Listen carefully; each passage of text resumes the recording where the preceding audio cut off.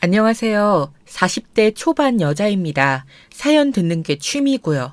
간단히 부업으로 일하던 것이 잘 돼서 조금씩 확장하고 확장하다가 지금은 남편보다 더 잘 벌고 있습니다. 남편이 오죽하면 자기도 회사 그만두고 제가 하는 사업 같이 해볼까 하면서 진지하게 고민된다고 할 정도입니다. 그런데 혹시 여러분 이런 말 아시나요? 내가 잘 될 때는 가족한테도 숨기는 게 좋다는 말이요. 그게 시기와 질투로 이어져 저를 죽음의 공포까지 몰아넣게 될 줄은 차마 몰랐습니다. 저는 아무런 악의 없이 제 수입을 궁금해하는 가족들에게 이야기했고, 그게 저의 발목을 잡을 줄은 여러분, 아무도 믿을 사람 없다는 말과 잘된 것, 돈 많이 번 것은 주변에 말하지 않는 게 맞다는 걸 이번 저의 사연을 통해 꼭 명심하셨으면 좋겠습니다. 하지만 저는 운 좋게도 죽음의 문턱에서 살아남았고 제 인생을 건 복수를 시작했습니다. 끝까지 저의 사연 들어주시면 핵폭탄급 통쾌함을 느끼실 수 있을 거라고 생각합니다. 저의 사연 많은 분들이 들어주실 수 있도록 모두 좋아요와 구독 한 번씩 부탁드리겠습니다. 저는 20대 후반 남편과 결혼하고 큰딸, 작은딸, 막내아들 3명을 낳아 혼자 육아하면서 제대로 된 직장을 가질 수는 없었습니다. 가정주부로 아이들을 키우는 데 전념했고 그렇게 아이들을 키우느라 보낸 기나긴 육아의 시간은 어느덧 17년이 넘어 있었습니다. 첫째가 고등학교 1학년, 둘째가 중학교 1학년, 셋째가 초등학교 6학년이 되자 드디어 저한테도 시간이 생기기 시작하더라고요. 처음에는 우체국에서 일하는 공무원이 정년도 보장되고 그때까지 안정적으로 할 수 있을 것 같아서 계리직을 준비했었습니다. 집에서 온라인 강의를 들으면서 공부를 열심히 했고 한국사 1급도 땄습니다. 그러다가 남편 회사가 어려워지게 되었고 생활비로 돈이 급박하게 필요해서 결국 돈을 많이 벌 수 있다는 보험, 카드사 이런 곳들을 전전하게 되었습니다. 그렇게 공부의 끈을 놓게 되었고 어느 정도 그 돈으로 저희 가족은 생활비를 마련하여 생계 유지를 할 수는 있었습니다. 그러다가 다시 남편 회사가 이전보다는 괜찮아져서 다시 계리직 준비를 위해 공부를 시작해야 하나 고민하고 있었습니다. 그런데 첫째 딸이 저한테 그러는 겁니다. 엄마, 나는 엄마가 우리 셋 키우느라 그동안 엄마 하고 싶은 거 못하면서 살아왔잖아. 엄마, 우리 생계를 위해서가 아니라 진짜 엄마가 하고 싶은 일 해봤으면 좋겠어. 이제는 그래도 되지 않을까? 우리 소미가 많이 컸구나. 엄마 생각도 다 해주고 고마워. 그렇게 이야기해줘서. 사실 엄마도 고민 중이야. 어떤 일을 해볼지. 계리직 준비가 맞는 건지 고민도 되고. 우리 딸이 이렇게 먼저 이야기해주니까 너무 고맙네. 요즘에는 스마트 스토어랑 쿠팡? 그런 걸로 온라인에서 쇼핑몰 하면 돈 많이 번다던데. 엄마, 이런 길도 있으니까 꼭 안정적으로 공무원을 해야 되는 건 아닌 것 같아서 한번 말해봤어요. 내가 엄마라면 도전해볼 것 같아요. 우리 소미는 어쩌면 이렇게 똑똑하대. 누굴 닮아서. 고마워. 엄마도 한번 알아보고 결정할게. 당연히 똑똑한 우리 엄마 닮은 거지. 아, 이러면 아빠가 서운해하시려나? 난 엄마 아빠 딸이잖아. 난 엄마가 무얼 하든 응원해요. 진짜야. 알지. 엄마한테는 엄청나게 든든한 힘이 되는걸? 고마워, 우리 소미. 첫째 딸이 언제 이렇게 다 컸지 하는 생각과 함께 제가 진짜 원하는 게 뭔지 한번 진지하게 고민해 봐야겠다는 생각이 들었습니다. 안정적으로 남편의 회사에서 혹시 월급이 줄어들거나 은퇴를 하더라도 제가 일하고 있으면 적어도 끊기지는 않으니까 그런 생각을 해서 우체국에서 일하는 계리직을 택해서 공부하고 있었던 것이었거든요. 사실 저한테 제일 중요한 건 저희 가족과 함께 돈 걱정 없이 사는 것이었고 돈이 있어야 안정도 있고 행복할 수도 있다고 생각했습니다. 사실 계리직도 초봉이 그렇게 높은 편은 아니고 세월이 쌓일수록 천천히 봉급이 높아지는 것은 사실이었습니다. 그래서 한번 첫째 딸 소미가 얘기해준 대로 인터넷으로 할 수 있는 사업들에 대해서 제대로 찾아보게 되었고 고맙게도 유튜브에는 그런 것들을 먼저 해보고 알려주는 유튜버들이 많이 있더라고요. 그래서 그걸 착실하게 따라해보기 시작했습니다. 처음에는 어렵고 난해했지만 공부한다고 생각하고 하나하나 모르는 건 검색해보고 찾아보면서 하다 보니 못 해낼 건 없었습니다. 저는 스마트 스토어와 쿠팡 2개 모두 시작했습니다. 처음에는 스마트 스토어로 시작해서 물건 하나씩 많이 등록하는 데에 초점을 맞추어서 하나씩 해나갔습니다. 그렇게 2달 동안 수입이 없어서 포기할까도 했었지만 어느새 1개, 2개씩 팔리기 시작하는 겁니다. 그리고 한 달의 순수익이 남편 월급 정도가 되기 시작했을 때 드디어 남편에게 알리게 되었죠. 여보, 나 드디어 성공했어. 하고 싶었던 일을 찾은 것 같아. 이게 나한테 솔직히 재미있는 일은 아니었는데 이걸로 돈이 벌리니까 너무 재밌게 느껴지네. 어? 무슨 일을 찾았는데? 난 여보 다시 계리직 도전하려고 공부하고 있는 줄 알았는데 아니었어? 내가 요즘 바빠서 여보한테 너무 관심이 없었구나. 미안해. 아니야, 여보. 내가 일부러 말 안 한 것도 있는 걸 뭐. 나도 내가 자신이 없어서 유의미한 결과가 나오기 전까진 최대한 늦게 말하려고 했었어. 나 우리 소미가 말한 대로 온라인에서 쇼핑몰 운영하는 거 해보고 있었거든. 스마트 스토어. 근데 거기서 물건이 하나, 2개씩 팔리기 시작하더니 여보 월급만큼 순수익이 나오는 거야. 너무 잘 됐지? 뭐? 그게 정말이야? 우와, 우리 여보 정말 대단하네. 너무 멋지다. 역시 난 여보랑 결혼하길 잘했어. 세상에, 언제 또 이런 도전을 하고 있었대? 사람들한테 자랑해야지. 어? 아니, 벌써부터?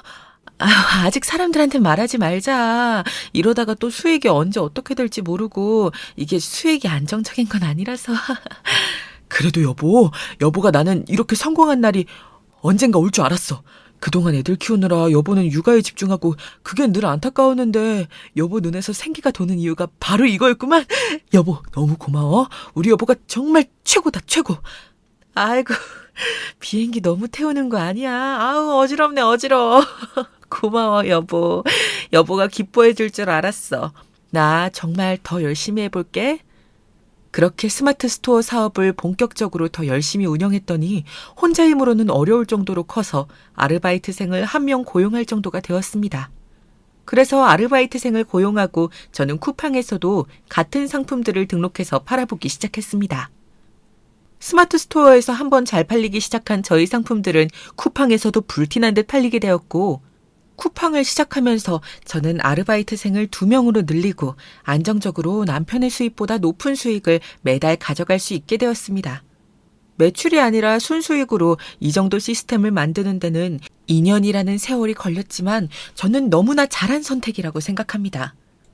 출퇴근을 하지 않아도 되면서 제가 원할 때 일할 수 있었고, 또 무엇보다 제가 하는 만큼 돈이 벌린다는 게 참 재미있더라고요. 회사에 다니면 제가 열심히 일하든 안 하든 월급은 크게 변하질 않잖아요. 돈 버는 재미에 집중해서 저희 온라인 쇼핑몰 사업을 열심히 키워나가느라 새는 소문을 막을 틈은 없었습니다. 저희 남편이 너무 좋았던 나머지 가족들하고 친구들한테 다 말해버린 게 화근이었습니다. 오죽하면 그동안 왕래가 없던 먼 동네 아줌마들까지 저한테 찾아와서 어떻게 했는지 가르쳐달라고 할 정도였습니다. 사실 저보다 더 잘 팔고 잘 버는 사람들이 많은데도 말이죠. 소문이라는 게 참 무섭고도 빠르더라고요. 저는 그래서 그런 분들을 수강생으로 받고 본격적으로 저의 노하우를 가르쳐주는 일도 하게 되었습니다. 사실 제가 어릴 적부터 꿈이 선생님이었거든요. 그런데 돈을 벌게 되니 돈 버는 방법을 가르쳐주는 선생님으로도 일할 수 있다는 게 저에게는 꿈만 같은 일이었고, 사람들을 가르치고 도와주는 데에서 오는 행복감은 온라인 쇼핑몰에서 버는 돈과는 비교도 안 되는 행복으로 다가왔습니다. 우리 소미 덕에 엄마가 꿈을 이룬 것 같아. 정말 고마워, 소미야. 엄마가 잘해서 그런 거지. 난 별로 한 것도 없는데 뭐. 엄마 어릴 적 꿈이 선생님인 거 할머니한테 다 들었어. 근데 엄마가 지금부터 공부해서 선생님을 하는 건 힘들 것 같았고, 그래서 하고 싶은 걸 해보라고 막연히 말했던 건데 난 엄마가 너무 자랑스러워. 우리 소미가 엄마보다 더 어른 같네. 할머니한테 언제 들은 거야, 엄마 어릴 적 꿈 얘기는. 하여간 우리 소미도 알아줘야 된다니까. 맞아. 우리 소미 응원 덕분에 온라인 쇼핑몰에 도전하게 되었고 열심히 돈 벌다 보니까 그 방법과 노하우로 다른 사람들 가르치는 선생님이 되었네. 난 우리 소미도 그랬으면 좋겠어. 소미 하고 싶은 거 다 해. 엄마가 다 지원해 줄게. 이제는 그럴 수 있을 것 같아. 엄마, 난 피아노 배우고 싶어. 언제 들어왔대? 우리 소윤이 그럼 당연히 가능하지. 피아노 학원 같이 내일 알아보러 가자. 엄마, 나는 나이키 신발이랑 가방이면 돼. 하고 싶은 건 없어요. 옷이랑 신발 말고 배우고 싶은 걸 말하면 그건 엄마가 들어줄게. 난 엄마처럼 똑똑하니까 공부나 해야겠다. 아우, 역시 우리 소미 똑똑해. 맞아. 공부를 해두면 나중에 선택의 폭이 넓어지지. 공부가 좋다면 당연히 말리지 않아. 부족한 과목 있으면 말해. 과외 붙여줄게. 이렇게 마음껏 아이들에게 고민 없이 하고 싶은 것들을 해줄 수 있는 게 얼마나 큰 행복인가요? 그래서 이 사업에 뛰어든 걸 정말 만족하고 있었고, 이전과는 완전히 다른 삶을 살게 되었습니다. 동네 사람들에게는 부러움과 시기 질투를 받는 것을 당연히 생각했습니다. 하지만 그만큼 가르쳐달라고 하면서 저의 팬도 생겨났고 수강생분들이 저를 계속해서 찾아주시니까 그 정도 시기와 질투는 견딜만 하더라고요. 그런데 가족들한테 받는 시기와 질투는 달랐습니다. 친정에서는 시기와 질투가 아니라 영웅 대접을 받았지만 반대로 시댁에서는 어머님, 저 왔어요. 그동안 잘 계셨죠? 아유, 제가 요즘 일이 바빠서 자주 못 찾아뵈었네요. 죄송해요. 그 인터넷으로 물건 파는 거 말이냐? 요즘 소미 애비보다 많이 번다며? 그렇게 잘 벌면서 우리한테 저녁 한 번을 안 사니. 참, 어머님도 여기 안 그래도 한우 사왔어요. 조금만 봐주세요. 네? 제가 이게 수익이 일정한 게 아니라서. 어머, 올케. 왔어요? 요즘 돈 버느라 바쁘다며. 뭘 팔길래 그렇게 잘 판다고 소문이 자자해? 그래도 너무한 거 아니야? 요즘 우리 가족한테 너무 소홀해. 서운해 죽겠어, 아주. 돈 좀 번다고 유센. 너무한 거 아니야? 형님도 일찍 와 계셨군요. 죄송해요. 제가 너무 바빠서. 앞으로는 자주 들리고 형님이랑 작은 동서 챙길게요. 그러니까요. 올케 언니가 이렇게 안 챙겨주시니까 얼마나 서운한지요. 돈 버는 거 그렇게 티내면 좋아요? 돈은 뭐 혼자 버시나 참. 작은 동서도 와 있었구나. 아우, 미안해요. 제가 더 신경 쓸게요. 저한테 괜히 적대적으로 대하고 뭐만 해도 트집 잡고 큰 동서와 작은 동서 그리고 시어머니까지 셋이서 쌍으로 쌍심지를 켜고 저를 흠집내려고 노려보는 것 같았습니다. 그래서 언젠가부터 시댁에 가는 걸 더 꺼리게 되었죠. 결혼 후 애들 셋 낳고 육아에만 전념할 때는 도와주지도 않고 나가서 돈 벌 생각은 안 한다고 구박만 하기 바쁘더니 이제는 돈 번다고 뭐라고 하다니 너무한 거 아닌가요? 하지만 자주 볼 것도 아니고 그렇게 가까이 사는 것도 아니라서 꾹꾹 참기로 했습니다. 어차피 이 시간도 금방 지나갈 것이니까요. 제사 때문에 모였으니까 이 제사 준비가 끝나고 설거지 지옥 시간까지 다 지나면 집에 가서 우리 예쁜 새아이들을 보면서 힐링할 수 있을 테니까요. 식사가 끝나고 남편과 함께 다른 남자 형제들 어머님, 아버님은 밖에 나가서 한잔하고 오신다고 하시더라고요. 저랑 큰 동서, 작은 동서는 집에 남아 집안 정리를 하고 조금 쉬겠다고 한 상태였고요. 사실상 저는 별다른 선택지가 없긴 하지만요. 집안 정리를 거의 다 하고 이제 쉬려는데 제사떡이 보이더라고요. 제가 유난히 떡을 좋아하기도 하고 그래서 다른 동서들은 TV 보면서 쉬는 동안 설거지를 해서 그런가 떡이 먹고 싶은 겁니다. 그날따라 유독. 그래서 제가 먹을 만큼만 잘라서 입에 넣는 순간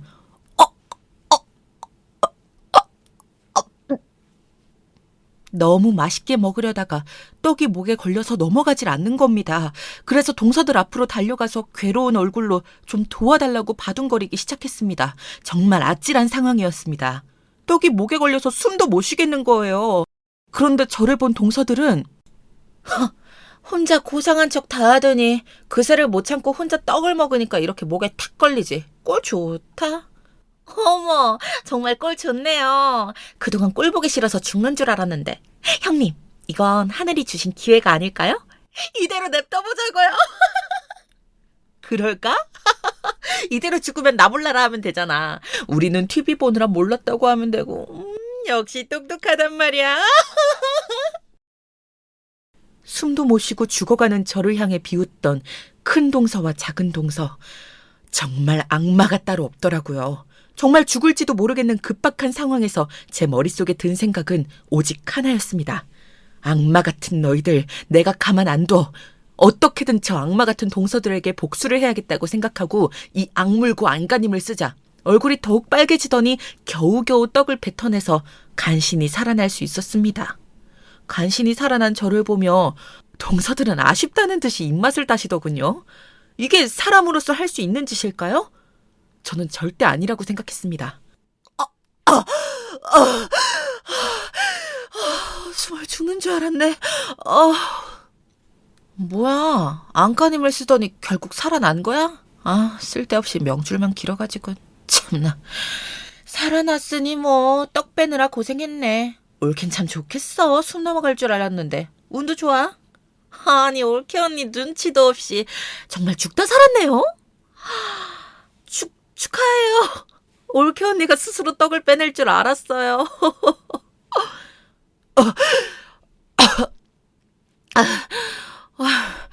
그게 지금 죽다 살아난 사람한테 할 소리입니까? 악마 같은 큰 동서 작은 동서, 제가 오늘 일은 절대 안 잊을 거예요. 가만두지 않을 거니까 그렇게 아세요. 아니, 살아났으면 됐지. 어쩌면 일어나서 바로 한다는 소리가 우리를 가만두지 않겠다고? 그게 심성이 나빠서 하는 일이 잘 되겠나. 그러니까요, 정말. 눈치가 없어도 어쩌면 이렇게 없을까요? 그리고 뭐, 이 일이 있었다고 얘기해서 바뀌는 게 있을 것 같아요? 누가 이 말을 믿겠어요? 안 그래요? 뭐요? 지금 죽어가는 사람 돕진 않고 오히려 죽으라고 제사 지내놓고 이 파렴치한 짓을 말해도 아무도 안 믿을 거라고 협박하는 거예요? 정말 너무하네요. 아니, 그럼 누가 믿어주겠어요? 안 그래요? 가만 안 두시면 뭐 어쩌실 건데요. 솔직히 올케가 그동안 우리 집에 소홀해서 올케 좋게 보는 사람 하나도 없어. 그런데 그런 말도 안 되는 말을 누가 믿어주겠어? 누가? 대체 누가? 맞아요. 오히려 이상한 취급만 받을 게 뻔하잖아요. 뭐가 맞는진 잘 나가는 똑똑한 올케 언니가 알아서 판단하시겠죠. 두고 보자고요. 어떻게 되는지. 앞으로 아주 재밌어질 거예요. 두고 보라고요. 둘 다. 두 눈에 피눈물 나게 해드릴 테니. 살다 이렇게 동서들이 아무리 저를 미워하고 시기 질투를 해도 눈앞에서 사람이 죽어가는데 나 몰라라 하고 오히려 죽으라고 고사를 지내고 있을 줄은 정말 상상도 하지 못했습니다. 눈앞이 정말 아득해지더라고요. 그러다가 떡이 목에 걸려 정말 죽을 뻔했던 그때를 떠올리며 서러운 마음은 접어두고 제가 죽어가도록 방관했던 두 사람에게 가장 완벽한 복수를 해야겠다는 생각을 했습니다. 그래서 저는 천천히 정보를 모으기 시작했죠. 큰 동서와 작은 동서에 대한 정보를 알아내서 어떤 방식으로 복수하는 것이 가장 좋을지 알아보기 위해서였습니다. 그러다가 뜻밖의 발견을 하게 되었습니다. 바로 큰 동서와 작은 동서가 불륜을 가장한 등산 동호회 회원이란 사실을 말이죠. 어떻게 이런 걸 알게 되었냐고요? 제가 가진 인맥을 활용했습니다. 동네뿐만 아니라 근처 동네, 먼 동네에서도 저에게 돈 버는 방법을 배우겠다고 오는 수강생분들은 다 소중한 저의 인맥입니다. 그래서 수업 때 잠깐 저의 억울한 사연 이야기를 했어요. 도움을 받고 싶어서요. 강의 시작 전에 잠깐 제가 너무 큰일을 당해서 여러분께도 조심하시라고 소식을 전해요. 저번 주 제사 갔다가 큰 동서랑 작은 동서 때문에 정말 죽을 뻔했답니다. 늘 조심하세요. 사람만큼 무서운 게 없더라고요. 네? 선생님 그게 무슨 말씀이세요? 선생님이 죽을 뻔하셨다뇨. 어머 설마 선생님이 너무 잘 나가서 질투심에 선생님을 해치려고 한 건가요? 하늘 무서운 줄 모르고 그런 사람들은 아주 혼쭐을 내줘야 다시는 안 그럴 텐데 아우, 선생님, 무사하셔서 정말 다행이에요. 어떻게 된 일이에요, 대체? 감사해요, 수강생 여러분들. 여러분들 덕분에 그래도 힘이 나네요. 사실은 제가 제사 때 가서 설거지도 다 도맡아 하고 제가 설거지할 동안 소파에 누워서 TV나 보던 큰 동서와 작은 동서가 제가 설거지 끝나고 급하게 먹던 떡이 목에 걸려서 죽을 위기에 처해 있는데 그걸 보고는 하늘이 준 기회가 아니냐면서 콱 죽어버리게 냅두자고 하고 안 도와주는 거예요. 저는 정말 너무 화가 나고 억울해서 이대로 죽을 순 없는 상황이었죠. 그래서 안간힘을 다해 겨우 떡을 뱉어냈고 살아나서 지금 이 자리에 있을 수 있는 거랍니다. 정말 아찔했어요. 지금도 큰 동서랑 작은 동서를 생각하면 아주 치가 떨린답니다. 아이고, 선생님, 수업하실 수 있겠어요? 어쩜 그렇게 사람이 못됐대요? 그게 정말이에요, 쌤? 안 되겠어요. 오늘은 좀 쉬시고 그 큰 동서랑 작은 동서 어떻게 조질지나 같이 한번 고민해봐요. 우리 쌤을 건드린 그런 파렴치 않은 작자들을 가만히 둘 수는 없어요. 맞아요, 맞아. 그 큰 동서랑 작은 동서 둘 다 어디 동네 살아요? 저희가 알 수도 있잖아요. 저에겐 큰 동서와 작은 동서를 잡아서 복수할 어떠한 정보든 다 좋아요. 제가 사진이랑 사는 주소 알려드릴게요. 잠시만요. 저 이 사람 알아요. 남편이 다니던 동호회 단체 사진에서 본 것 같은데. 남편이 바람나서 지금 이혼 준비 중이거든요. 눈에 쌍심지 켜고 한 사람 한 사람 들여다본 거라 거의 정확해요. 한번 다들 보실래요? 여기 이 사진이에요. 똑같죠? 어머, 그 불륜을 가장한 등산 동아리라는 맞죠? 상심이 크셨겠어요. 여기 작은 동서라는 사람 얼굴도 같이 보이는데요? 이건 빼박이네. 이런 동아리가 있다니 세상이 정말 말세예요, 말세. 선생님, 큰 동서랑 작은 동서랑 여기 회원인 거 모르셨죠? 이건 정말 큰 기회 아닌가요? 둘을 한 방에 보낼 수 있는. 저희가 도울게요. 걱정 마세요. 여러분들 덕분이에요. 이렇게 빨리 찾을 거라고는 생각 못 했는데 온 하늘이 저를 도와주고 있는 것 같네요. 다 여러분들이 도와주셨기 때문이죠. 맞아요. 가족들 중 아무도 모르고 있었어요. 큰 동서랑 작은 동서가 워낙 둘이 친해서 둘이서 같이 산에 간다고 했지 이런 동호회 회원으로 활동하는 건 아무도 몰랐죠. 이게 저의 복수를 도와줄 무기가 되겠는데요. 정말 감사합니다, 여러분들. 어쩌면 이런 우연이 정말 선생님께서 복수하실 수 있게 하늘에서 기회를 주시나 봐요. 이거 큰 동서랑 작은 동서 남편들한테 다 까발리면 될라나요? 더 엄청난 복수가 없을까요? 아는 것만으로도 이혼당하지는 않을 텐데 더 확실하게 불륜의 증거를 모으는 건 어떨까요? 선생님, 이건 어떨까요? 동호회 회원을 포섭해서 지금 실제로 불륜을 저지르고 있는지랑 모텔은 주로 어딜 가는지 미리 파악해 두었다가 현장에서 급습하는 거죠. 거기 동호회 사람은 제가 이혼 준비하면서 열심히 컨택해놔서 지금도 바로 소개해 줄 수 있어요. 선생님, 무조건 복수하셔야 돼요. 아시죠? 안 그러면 언제 또 선생님 죽게 내버려 둘지 모르는 거잖아요. 맞아요. 선생님께서 저희 다 돈 잘 벌게 이렇게 열심히 도와주시는데 선생님 목숨을 위협한 사람들에게 제대로 된 복수를 해줘야죠. 저희가 못 참아요. 이런 거 꼭 한번 해보고 싶었어요. 가만두지 않을 거예요. 그럼 우리 한번 작전을 같이 짜볼까요? 우선 동호회 사람 컨택 맡아주시고 미행할 차도 한 2대 마련해서 큰 동서 팀 하나, 작은 동서 팀 하나 이렇게 하면 어떨까요? 큰 동서랑 작은 동서랑 둘 다 파트너가 있을 텐데 따로따로 움직일 거라 한쪽만 쫓으면 분명히 놓칠 거예요. 그러네요. 역시 똑똑하셔. 그러면 저랑 이렇게 둘이 타고 선생님이랑 이렇게 둘둘 타면 되겠네요. 동선이 최대한 겹치길 바라면서 일단 같이 출발해 볼까요? 디데이는 불륜 등산 동호회의 다음 등산 날짜. 맞죠? 저보다 더 열심히, 저는 정말 복받은 사람이네요. 감사드려요. 남편보다 우리 수강생 회원분들이 훨씬 더 낫네요. 남편한테 말했더니 안 믿어줬거든요. 아무리 큰 동서랑 작은 동서가 저를 시기하고 질투해도 그럴 사람들은 아닐 거라면서. 어쨌든 이렇게 지금 무사하니까 다행인 거 아니냐면서요.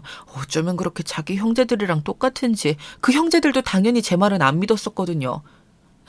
회원님들 믿어주셔서 감사해요. 여러분들께서 도와주신 만큼 제 인생을 걸고 반드시 이 복수 성공시킬게요.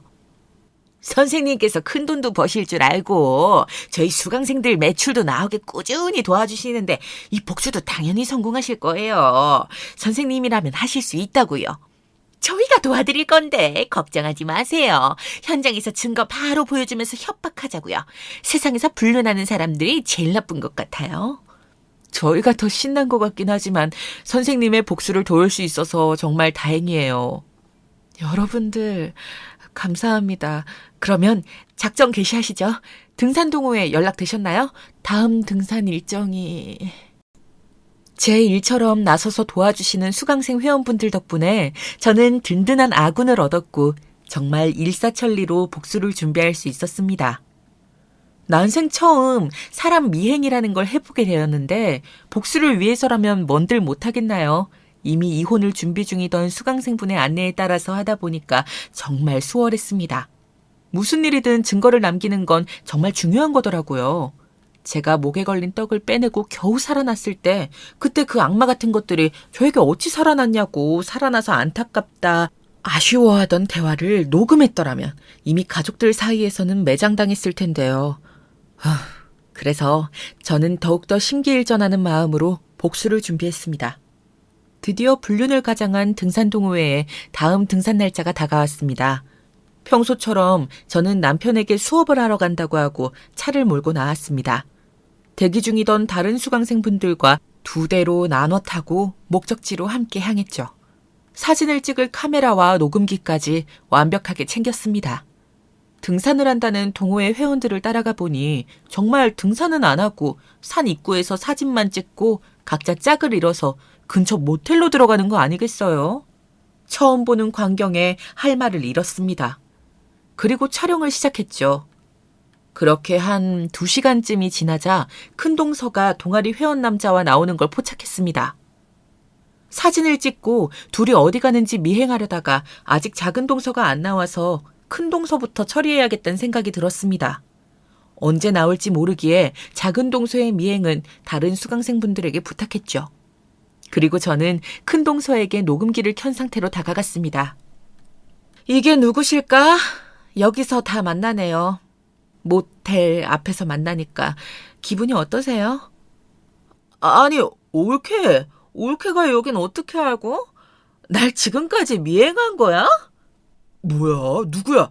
올케라고? 당신 이런 끈아풀을 데리고 오면 어떡해? 아이씨, 내 이미지 어쩔 거야. 아, 참 불편하게 됐네. 난 가볼게. 난들 알았겠냐고. 얼른 사라져. 괜히 골치만 아파지니까. 그나저나 올케는 여기 어떻게 온 거야? 방금 이 사람이랑 나는 그러니까 할 말이 있으시다. 정말요? 지금까지의 모든 것이 증거로 남아있는데 무슨 거짓말을 덧붙이시려고요. 어차피 안 통해요, 그런 거. 올케, 왜 이래? 나한테 지금 그때 내가 안 살려줬다고 이러는 거야? 아니, 막말로 떡 걸린 게 나 때문도 아니고. 이건 우리끼리 묻는 게 서로 좋잖아, 안 그래? 뭘 원해? 말만 해. 떡은 내가 먹었죠. 그런데 죽어가는 사람을 그냥 이게 기회라면서 냅두는 건 사람으로서 할 도리는 아닌 거 아시죠? 뭘 원하냐니. 정말 찔리는 게 많으신가 봐요? 아, 그 일은 내가 미안해. 깊이 반성하고 있어. 난 그럴 생각이 없었는데 알잖아. 나 좀 살려주라. 제가 왜 그래야 되죠? 작은 동서의 약점을 말해줄 수 있는 것도 아닐 테고. 그러면 나 살려줄 거야? 절대 우리 남편한테 말하면 안 돼. 나 쫓겨난다고.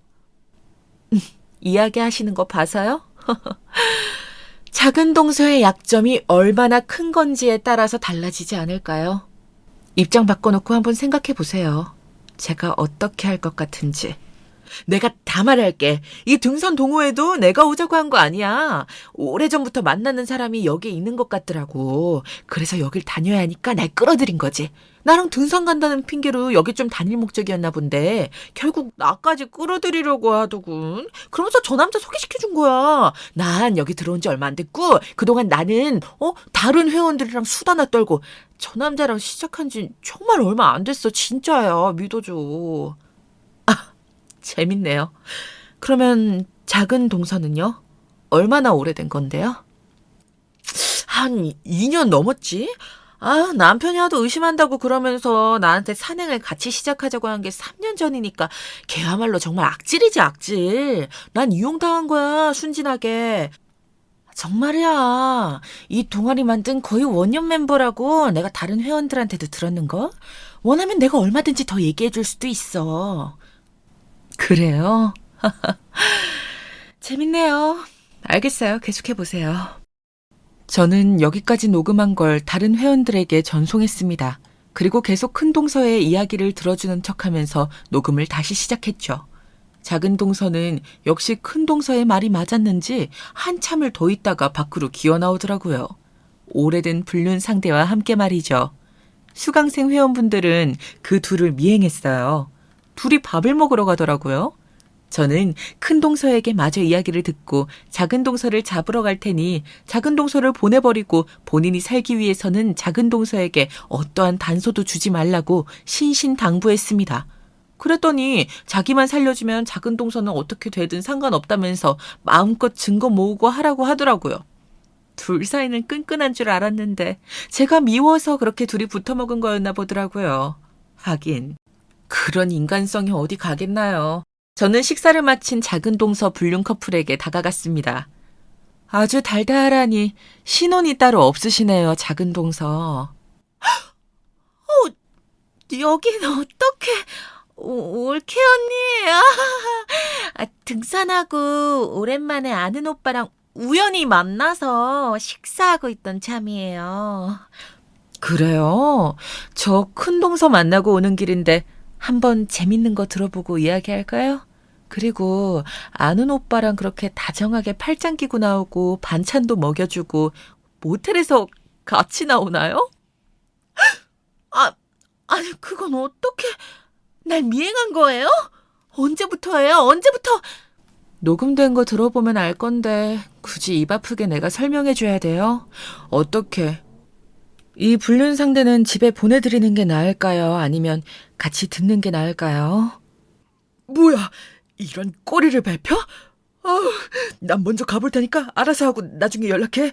난 간다. 연락할게. 올케 언니, 그게 그러니까. 녹음한 거 들려줄게요. 들어봐요. 그러면 큰 동서에 대해서 할 말이 아주 많아지지 않겠어요?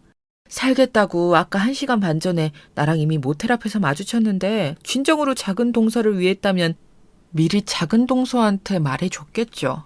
그치만 몰랐잖아요. 지금까지 아무 연락도 안 왔을 거고요. 한마디로 큰 동서가 작은 동서를 이미 배신했다는 거죠.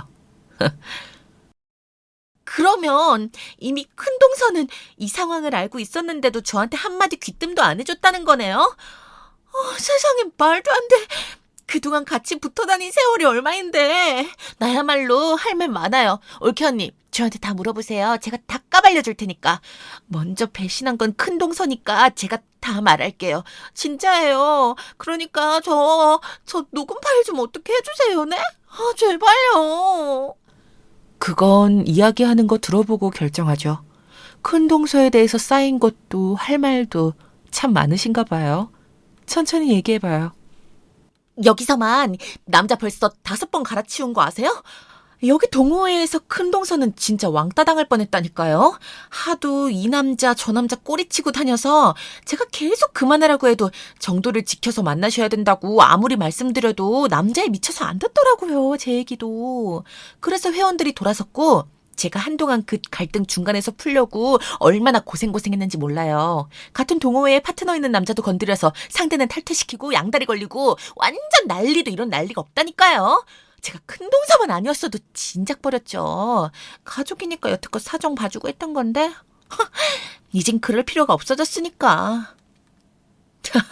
그러니까 작은 동서는 한 상대랑 진득하게 2년 동안 사이좋게 붙어 먹으셨고 눈치 보여서 큰 동서를 끌어들였는데 큰 동서가 오히려 동호회에서 더 길길이 날뛰면서 벌써 남자를 5이나 갈아치웠다는 거네요. 와, 저는 가족들이랑 어떻게든 잘 살아보겠다고 열심히 온라인 쇼핑몰이랑 씨름하고 있을 때 작은 동서랑 큰 동선 바람이나 피고 잘 나간다는 이유만으로 질투하고 쉬게 하고 집안일 다 시키고 심지어 떡이 목에 걸려서 숨도 못 쉬고 죽어가고 있을 때 나 몰라라 하고 오히려 죽으라고 제사 지내고 그런 거네요, 지금.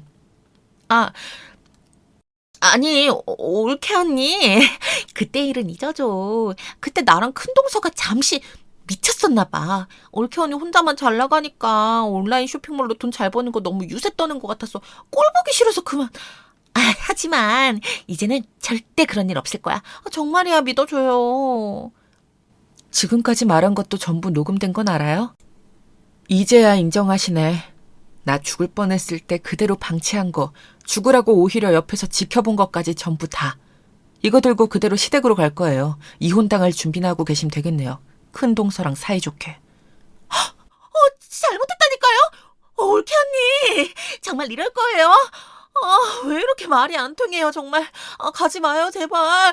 이렇게 빌게요, 네? 무릎 꿇고 싹싹 비든 작은 동설 뒤로 하고 저는 유유히 빠져나와서 당장 시댁으로 달려갔습니다. 지금까지 같이 고생해준 수강생분들께도 감사 인사를 드렸죠. 이번 달 수강료는 제가 쏘려고요. 언제 또 이렇게 저 위에 같이 발벗고 나서줄 사람들을 만날 수 있겠어요. 도움을 받았기에 당연히 베푸는 게 맞다고 생각합니다. 일이 정리되고 다 같이 비싼 곳에서 식사하기로도 약속했습니다. 수강생분들은 너무 과분하다고 거절하시려 했지만 제가 너무 감사해서 안 되겠더라고요. 시댁에 가서 먼저 어머님, 아버님한테 녹음 파일을 들려드리고 어머님, 아버님께서 직접 아들들에게 이야기하시라고 말씀드리고 왔습니다. 그날 바로 불려가서 마누라들 단속을 대체 어떻게들 하고 다니는 거냐고 엄청 깨졌다고 하더라고요. 저를 안 믿어주던 남편은 그제서야 저한테 미안하다고 하더라고요. 여보, 내가 그때 여보 말 안 믿어준 거 정말 미안해. 난 너무 말도 안 되는 일이라고 생각해서 그랬어. 나한테까지 화난 건 아니지. 형이랑 동생한테 들었는데 불륜 등산 동호회? 그거였다며, 형님이랑 재수 씨가. 참, 어떻게 이럴 수가 있는지. 이걸 다 여보가 밝혀낸 것도 대단하고 그동안 마음고생했을 걸 생각하면. 이제야 믿어주는 거야? 증거가 있으니까? 그래, 나 여보마저도 말도 안 되는 일이라고 내 말 무시하고 안 믿어줄 때 정말 속으로 이를 갈았어. 그리고 날 죽게 내버려둔 큰 동서랑 작은 동서한테 정말 내 인생을 걸고 복수를 해야겠다고 다짐했지. 복수 과정은 생각보단 수월했어. 나한테 소중한 사람들이 모두 날 도와줬거든. 난 정말 복받은 사람이야. 소중한 사람들 누구? 내가 도움이 되지 못해서 미안해. 당신이 바르게 다른 사람들 도우면서 가르쳐주면서 사니까 당연히 그 복이 여보한테 돌아온 게 아닐까? 정말 다행이야. 바람피는 형수님이랑 재수씨 증거도 찾아주고 형이랑 동생은 둘 다 이혼하겠다고 길길이 날뛰더라. 그럴 줄 알았어. 나 같아도 그러겠다. 둘 다 2년 넘게 그러고 있었는데. 난 우리 가족들 위해서 온라인 쇼핑몰에 미쳐있을 동안 그렇게 잘 살아놓고 본인들이 노력하지도 않고 날 그렇게 개무시하고 시기하고 질투하고 나만 집안일을 시키고 그동안 나 정말 힘들었어. 그런데 당신 형이랑 동생 부인들이니까 가족이니까 참아온 거라고. 이렇게 민낯이 까발려지니까 어때? 이래도 가족이라고 감싸줄 거야? 아니지. 절대로 안 될 일이지. 형수님, 재수씨라고 부르기도 민망하다. 그런 사람들 틈에서 우리 여보가 너무 고생하게 해서 내가 미안해. 이제부터는 형이랑 동생이랑 내가 도울게. 부모님께서도 뭐라고 안 하실 거야. 여보는 제사 때 제일 늦게 와. 사실 그게 맞지. 그동안 이렇게 혼자 고생했는 걸. 근데 그건 온전히 여보 생각 아니야? 어머님, 아버님 보시기엔 안 좋지. 난 그냥 하던 대로 할게. 도와주는 거면 충분해. 여보뿐만 아니라 아주버님이랑 서방님도 와서 도와야 해, 대신. 그렇게 할 수 있지? 그럼 당연하지. 여보 고마워. 이렇게 일하는 것도 바쁠 텐데 우리 가족 위해서 늘 노력해줘서 형수님이랑 재수씨 불륜 사실도 밝혀주고 제일 바쁜 사람이. 알면 나한테 앞으로 살면서 더 잘해. 회사 그만둘 생각은 하지 말고 차라리 수강생분들을 직원으로 뽑을까 그런 생각도 하고 있거든. 나는 여보는 여보가 잘하는 회사 일을 하는 게 더 마음 편할 것 같아, 아무리 생각해도. 그치만 내가 회사 그만두면 여보랑 더 많은 시간을 함께 할 수 있고 운전기사 역할도 해줄 수 있고 또 운전은 나도 할 수 있거든요. 내 사업이라는 게 언제 어떻게 될지 아무도 모르는 거 여보도 알 거야. 물론 같이 하면 시너지 효과가 날 수도 있지만 기왕이면 손발 맞춰본 수강생분이랑 하는 게 더 좋을 것 같아. 여보는 여보의 역할을 해줘, 회사에서. 그동안 다닌 것도 아깝고 여보가 지금까지 쌓아온 걸 난 버리게 하고 싶지 않거든? 내가 이 온라인 쇼핑몰을 하기 전에는 계속 여보처럼 커리어를 쌓을 수 있는 사람들을 참 부러워했어. 난 계속 육아해서 그럴 기회가 없었잖아. 아니, 참고 살았지. 지금은 오히려 다행이라고도 생각해. 내가 그런 상황이 아니었다면 우리 소미가 온라인 쇼핑몰 얘기도 안 했을 거고 도전도 안 해봤을 거야. 알았어, 여보. 여보가 그렇게 하라고 하면 해야지. 나 이제부터 정말 여보한테 잘할 거야. 그동안 정말 미안했어, 여보. 그런 마음고생하게 한 것도 다 미안하고 나 다시 회사 착실하게 다닐게. 사업하다 힘든 거 있으면 언제든 말하고 회사 그만둔다는 소리 안 하고 내 능력 안에서 최대한 도울게. 말만 해. 이제야 듬직한 내 남편답네. 고마워. 아주버님이랑 서방님 혹시 이혼 소송 때문에 걱정이시면 우리 수강생 중에 이미 그 불륜 동호회 때문에 이혼한 분이 있으니까 소개해준다고 미리 얘기해줘. 아마 지금은 화나서 제정신 아니실 텐데 이럴 때일수록 침착하게 정리해야 하더라고. 우와, 형이랑 동생이 엄청 좋아하겠다. 고마워, 여보. 어쩜 이렇게 똑소리 날까? 나야말로 정말 우리 여보 덕에 복받은 사람인 게 확실하다니까. 당장 얘기하고 올게. 여보, 피곤할 텐데 조금 쉬어. 난 이제 좀 쉴게. 아니지. 그동안 못했던 업무 해야겠다. 여보, 얼른 다녀와. 이건 한시라도 빨리 아는 게 유리하니까. 여기에 내가 말한 이혼하셨다는 내 수강생분 연락처야 카톡으로 보내놨어. 고마워, 여보. 꼭 여보가 도와준 거라고 얘기할게. 일 너무 무리하지 말고 난 금방 다녀올게. 남편은 동생이랑 형 만난다고 나가고 저는 그제서야 미뤄둔 일들을 다시 점검하기 위해 책상 위에 앉아 노트북을 켰습니다. 시작하려고 하니까 큰딸내미 작은딸내미가 쪼르르 달려와서 아빠랑 하는 얘기 다 엿들었다면서 엄마 너무 고생했다면서 안아주는 겁니다. 그동안의 피로가 다 녹더라고요. 저한테 너무 멋지다고 우리 엄마 못하는 게 뭐냐고 칭찬해주는데 왜 이리 울컥한지 애들 앞에서 그만 눈물을 보여지 뭐해요. 몇 방울이지만. 생각보다 수월하게 복수는 마쳤지만 저는 그때 정말 악마들을 보는 것 같았습니다. 악마를 벌하고자 하는 사람은 아마 저 말고도 정말 많으실 거라고 생각합니다. 당하고 가만히 있는 건 계속 그래도 된다는 말미를 준다는 말이 있기도 하잖아요. 여러분, 저처럼 절대 참지 마시고 꼭 증거란 증거는 다 모아서 어떻게든 복수를 하기를 저는 추천하고 싶어요. 정말 뻔뻔하게 저한테 시기하고 질투할 자격이 없던 큰 동서와 작은 동서는 바람을 피고 있었더랬죠. 조사해보면 이렇게 다 구린 구석을 발견할 수 있다는 게 놀랍습니다. 여러분을 힘들게 한 상대라면 분명 이렇게 구린 데가 있을 겁니다. 찾고 또 찾아서 반드시 통쾌한 복수를 해주셨으면 좋겠어요. 저의 사연을 통해 여러분들께서 잠시라도 대리만족하시면서 속 시원하셨다면 저는 만족합니다. 긴 사연인데 지금까지 열심히 들어주셔서 너무 감사드리고요. 여러분들께서도 참지 말고 복수하셨으면 좋겠습니다. 노력하고 또 나누는 사람에게 복이 있겠지요. 먼저 이 긴 이야기를 진행시키기 전 어렸을 적 이야기부터 시작해보아야 할 것 같은데요. 어렸을 적 제가 살던 곳은 도시와는 거리가 먼 후미진 시골 구석에 있었습니다. 그리고 그 시골 구석에서도 저희 집은 참 가난했습니다. 다들 사는 게 고만고만한 형편이고 그런 시대였지만 제대로 경제활동을 하려 하지 않는 부모님 탓에 저희 집은 더욱 그럴 수밖에 없었던 것 같네요. 낡아 떨어져 갈 것 같은 지붕, 금이 가 있는 벽, 벌레가 들끓는 주방, 이미 한참 지나간 기억이지만 아직 제 머릿속엔 왜 이리 선명한지 모르겠습니다. 쉬어 빠진 김치와 간장을 열심히 밥에 비벼 먹으며 때론 옆집에서 주는 라면으로 하루하루 흘려보내던 유년 시절이었어요.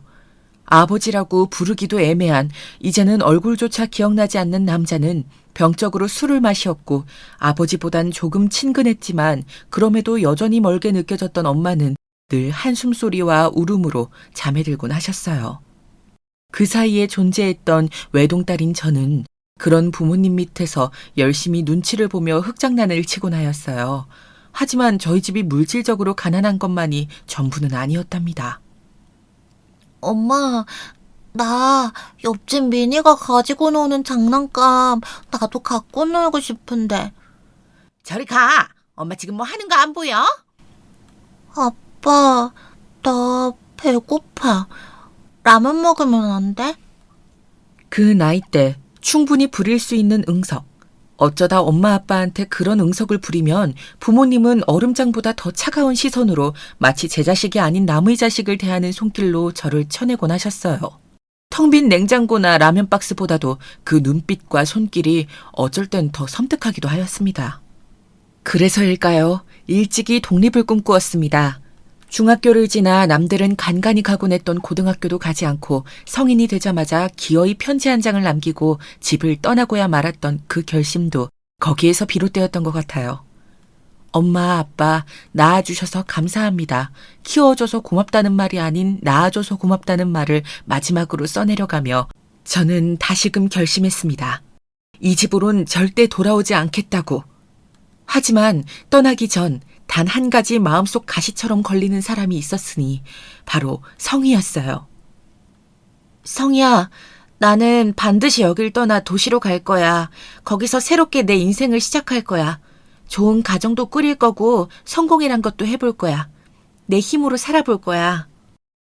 그래, 윤정아. 너라면 할 수 있어. 우리 지금은 퍽퍽하고 고된 삶을 살고 있지만 언젠간 벼뜰 날이 올 거야. 나도 네가 원하는 게 있으면 언제든 도울게. 저희 지지부진한 이야기들을 보고 듣고 불쌍히 여겨주는 것이 아니라 담담히 들어주던 친구가 성희였습니다. 중학교 시절 서로 쪽지를 주고받다 친해지게 된 친구였는데 처음엔 처져 있고 우울한 분위기가 저와 닮았다고 생각이 되어 더 편하게 느껴졌던 것 같아요. 그런데 알아갈수록 성희는 저와는 다르게 사교성이 있는 성격이었어요. 성희는 제가 평소 대면대면하게 지냈던 동네 사람들과 곧잘 인사도 주고받고 스스로 일을 자처하여 조금의 돈을 벌기도 했죠. 그리고 그 돈으로 항상 배고파 있는 제게 맛있는 것을 사주며 세상살이 즐거운 이야기들로 퍽퍽한 삶을 잊게 해주었어요. 성희야, 미안해. 너 두고 혼자 떠나게 돼서. 언젠가 우리 다시 만나자. 떠나는 마지막 순간까지 얼마나 구슬프게 울었는지 그 울음소리가 잔상처럼 맴돌아 한동안 기차에 몸을 싣고도 성희의 얼굴이 아른거리곤 했습니다. 성희와는 지켜질 수 있을지 없을지 모르겠는 약속을 하고 그렇게 시골을 벗어나 집을 피해 무작정 몸을 싣고 달려간 곳은 서울이었습니다. 거기엔 다행히 저를 도와주겠다는 사촌 언니가 있었습니다. 워낙에 친척들이랑은 왕래가 없어 친할머니 장례식에서 딱 한 번 본 언니였는데 제 사정을 듣곤 흔쾌히 서울로 올라오라며 아무래도 여자 혼자 사는 집이라 허전했는데 제가 오면 재밌을 것 같다고 미용일까지 더불어 알려주겠다고 하더라고요. 언니의 호의가 너무 고맙기도 하고 덥석 받아도 괜찮을지 걱정되기도 하였지만 언니는 손님을 대하는 정성스러운 손길만큼이나 예쁜 마음씨를 가진 사람이었습니다. 윤정이 네가 그동안 얼마나 힘들었겠어. 언니 밑에서 착실히 미용일 배우다 독립해.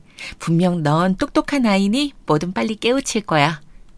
고마워요, 언니. 내가 이 은혜는 평생 잊지 않을 거예요. 언니한테 두고두고 갚을게요. 예, 갚는다는 말 함부로 하는 거 아니야. 그건 나중에 네가 진짜로 고마운 사람한테 해. 언니는 마음의 그릇이 참 넓은 사람이었습니다. 그런 언니를 보면 고향에서 알고 지낸 성희가 생각이 날 때가 있어 문득문득 편지를 보내기도 했습니다.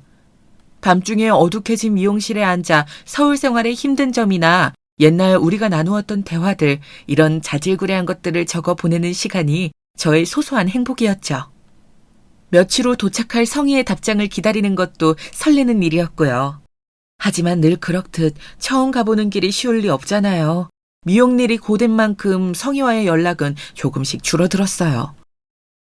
성희가 서운해하겠네. 얼른 편지를 써야 하는데. 근데 오늘은 너무 피곤하다. 일찍 잠들고 싶어. 특히 언니의 미용실이 확장 이전을 하면서부턴 졸린 몸을 이끌고 침대에 몸을 던져 하루를 마감하는 게 일상이 되어버렸습니다. 그리고 제가 먹고 살 수 있는 일이 이 기술밖에 없다는 생각이 들자 더 절박하게, 더 성실히 배워야겠다는 생각이 들어 손님들의 머리카락을 치우고 청소를 하며 바쁘게 시간을 흘려보내었습니다. 그렇게 제가 서울에서 지내기를 3년쯤 되었을까요? 23, 청춘의 시기. 제가 남편을 만나게 된 건 바로 이 시기. 본격적으로 미용일에 손이 익으면서였습니다. 당시 언니가 지병으로 가벼운 수술을 받고 집에서 쉬고 있을 적이라 제가 직접 미용실을 관리했는데 한 남자 손님이 문을 열고 들어왔어요. 저 남자 머리도 잘 잘라주시죠? 제가 지금 면접을 보러 가야 하는데 어제 머리를 자른다는 걸 깜빡해서요. 빨리 부탁드려도 될까요?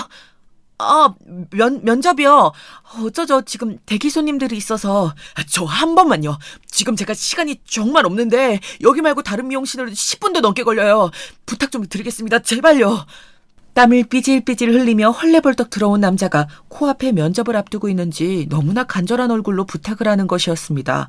미리 기다리고 있던 손님들이 있는 상황인지라 곤란했는데 슬쩍 쳐다보았는데 아유 청년이 얼마나 급하면 그러겠어. 우린 괜찮으니까 먼저 해줘. 대신 꼭 붙어야 해요. 하면서 흔쾌히 동의를 해주시더라고요.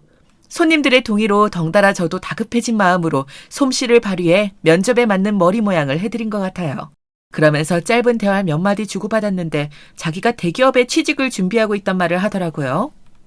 저 같은 직원을 안 뽑으면 누가 절 뽑겠어요. 안 그래요? 그러게요. 열심히 준비하셨으니 분명 붙으실 거예요. 힘내세요. 유쾌한 에너지가 철철 넘쳐 흐르는 남자였습니다. 옆에서 파마를 말고 계시던 아주머니 손님들이 대단하다며 축혀 세우자 호탕하게 웃어젖히는데 저까지도 기분이 좋아져 응원하고 싶어지더라고요. 그렇게 머리 손질이 끝나고 손님과는 마지막 만남이라는 생각이 들었건만 그러지 않았습니다. 손님이 그 다음날 미용실을 찾아왔기 때문이에요. 어제 머리를 너무 정성스레 해주셔서 덕분에 저 합격할 것 같아요. 제가 면접 질문에 대한 답도 아주 잘했거든요. 다른 분들이라면 어떻게 생각하실진 모르겠지만 전 아직 결과도 나오지 않았는데 합격할 것 같다고 말하는 이 남자에게서 저는 또 한 번 좋은 에너지를 느꼈고 거기에 이끌리는 제 자신을 느꼈습니다. 저와는 다른 가정환경, 다른 세계에서 자라왔을 것 같다는 생각이 어렴풋이 들며 문득 이 사람이 궁금해지더라고요. 저는 밥이라도 사겠다는 남자의 재촉으로 그날 어쩌다 그간 한 번도 해보지 못했던 데이트라는 것을 해보게 되었고 그 후 저희의 관계는 불이라도 붙은 것처럼 빠르게 진전되어 나갔습니다. 결국 1년의 연애 끝에 결혼이라는 것을 앞두게 되는 지경까지 이르고 말았지요. 사실 저는 조금 망설여졌습니다. 왜냐하면 연애를 하면서 알게 된 몇몇 단점들 때문이었어요. 남편의 나이는 저보다 7살 위였는데 버는 돈에 비해 씀씀이가 무척이나 해펐습니다. 남편은 처음 저를 만났을 당시 지원했던 회사에는 결국 떨어지고 작은 중소기업을 다녔는데 거기마저도 이직을 자주 했어요. 얼마를 쓰든 어느 정도 재산을 갖고 계시는 부모님이 어떻게든 뒤처리를 해줄 거란 믿음이 상당히 공고해 보였어요. 그리고 또한 제 시어머니가 되신 분은 이유는 짐작이 되질 않지만 아들에 대한 자부심이 대단하신 분이었어요. 난 내 아들이 뭐 의사며느리 박사며느리 데려오는 것까지 바란 게 아니야. 근데 미용실? 미용일 하는 너랑 내 아들이 어울린다 생각하니? 하다못해 개나 소나 짐승도 다 제 짝이 있고 혈통을 따지는 세상에 어떻게 네가 내 아들을 탐낼 생각을 하니? 사람 비위나 맞추며 사는 며느리는 내 꿈에도 들일 생각이 없어. 거기다 미용사면 월급도 몇 푼 못 벌 텐데 우리 아들 허리가 얼마나 휘겠니? 생각만 해도 끔찍하다. 어머니, 중간에 말 끊어 죄송합니다. 그런데 경제적인 부분에서 부족함이 없다는 부분 먼저 말씀드리고 싶어서요. 6개월 전에 이미 저는 제 미용실 차려 독립했고 한 달 수입도 이 정도 됩니다. 물론 어머님이 원하시는 조건과는 맞지 않겠지만 저도 열심히 일을 해나가고 있고 앞으로도 종철 씨와 생계를 유지하고 사는 데는 별 문제 없을 거라 생각됩니다. 이 돈이 네가 진짜 버는 돈이란 말이야? 그러니까 머리 만지면서 이만큼이나 돈을 번다고? 아니 어떡해? 참 놀라운 일이죠. 제가 친정과 연을 끊고 산 것, 미용일을 하는 여자라는 것, 그 모든 것을 마음에 들어 하지 않았던 시어머니는 제 미용실의 한 달 수입을 보자 그만 말씀을 흐리셨습니다. 당시 저는 사촌 언니의 도움을 받아 미용실을 개업했는데 작은 규모이긴 했지만 목이 좋은 곳에 가게를 연 탓인지 입소문을 타고 손님들이 줄줄이 이어져 바쁘지만 금전적으로 아쉽지 않은 하루하루를 보내고 있던 와중이었습니다. 저는 이미 어머니께서 저를 반대한다는 이야기를 남편에게 들어 만반의 준비를 하고 간 자리였고 어머니의 반응을 보아하니 통장을 보여드리는 방법이 통한 것 같았습니다. 그럼 결혼 허락한 걸로 알고 앞으로 종철 씨랑 저 행복하게 잘 살아볼게요. 감사합니다, 어머님. 시어머니는 한참이나 멍한 눈으로 제가 현관 밖으로 나갈 때까지 쳐다보시기만 했습니다. 참고로 시아버진 별 말씀이 없으셨어요. 처음부터 끝까지. 집안일 자체는 무심해 보이셨달까요? 아무쪼록 그렇게 집에서 나온 후 남편은 환호성을 터뜨렸어요. 사실 그전까지 남편도 정확한 제 수입을 모르고 있었기 때문에 나오자마자 자기 정말 이 돈을 번 거야? 왜 그동안 말 안 했어? 대단하다. 우리 자기 대단해 하며 몇 번이나 축하 세웠어요. 그때야 부부가 될 거라면 경제적인 것도 당연히 공유해야 한다고 생각했기에 통장 잔액을 공개한 게 문제가 될 거라 생각하지 않았어요. 훗날엔 아주 큰 문제가 되었지만 말입니다. 그 후 인연 끄는 친정 부모님에게 겨우 연락을 해 간소하지만 불편한 상견례를 진행했고 무조건 좋은 호텔에서 결혼식을 올려야 한다는 남편과 시어머니의 강경한 주장에 힘입어 원하지 않던 화려한 결혼식까지 올렸습니다. 하지만 결혼의 시작이 불행의 시작이란 말처럼 문제가 터지기 시작했습니다. 일단 그 시작은 결혼식장에서 친구분과 주고받은 시어머니의 대화를 제가 엿들은 것으로부터 시작이 되었는데요. 아니, 친정과 연 끊고 살았다며, 며느리가. 그래, 상견례장에서 잠깐 봤는데 사돈들 양반들이 어찌나 후지든지 무슨 이상한 것 저 고적대기를 걸치고 왔더라고. 제가 그 시골 촌구석에서 어떻게 살아왔는지를 알려주더라니까. 아우 쪽팔려. 내가 사돈이랑 얼굴 보고 살 일은 없겠다만 아무튼 관에 들어가기 전까지 내가 아는 체도 안 하고 살 거야. 며느린 돈 꽤나 갖다 줄 것 같길래 받아준 거지. 내 아들 짝으로는 어림도 없어. 너도 알다시피 우리 바깥 양반이 짠돌이 아니냐. 그래, 잘됐다. 며느리한테 돈이나 왕창 뜯어내라 차라리. 결혼식을 올리기 전에도 너가 친정과 연 끊고 살아왔단 말을 들으니 밥맛이 뚝 떨어지더구나와 같은 말들을 반복하셨던 시어머니였지만 그날만은 도저히 참을 수가 없었습니다. 제 아무리 스스로 연을 끊고 살아올 만큼 미운 부모였지만 친구 앞에서 그렇게 흉을 보실 만큼 제가 못 믿어오셨을까요? 그것도 결혼식장에서 그런 이야기를 할 만큼이요? 여보, 미안해. 우리 엄마가 말이 경박스러울 때가 있어. 내가 사과할게, 진심으로. 나도 우리 엄마가 가끔 감당하기가 힘들어. 이 사실을 알고 너무 서러워 남편에게 일을 쏟아내니 자신의 어머니가 응당했어야 할 말을 대신 전달하며 사과를 하더군요. 그나마 고부 사이를 중재하려고 노력하는 남편이 있어 참아 넘길 수 있는 시간들이었어요.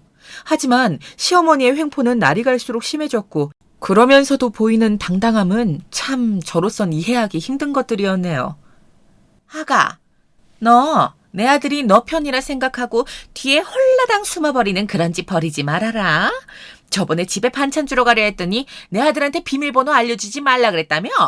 어디서 그런 발칙한 짓을 해. 내가 두 눈 시퍼렇게 뜨고 다 지켜보고 있어. 그리고 오늘 용돈 주는 날 아니냐? 왜 빈손이야? 용돈은 말했듯이 한 달에 100씩 턱턱 알아서 통장에 꽂아 넣고 내가 니들 분가하는 거 허락해주는 대신 내건 조건이니 반드시 지켜야겠지?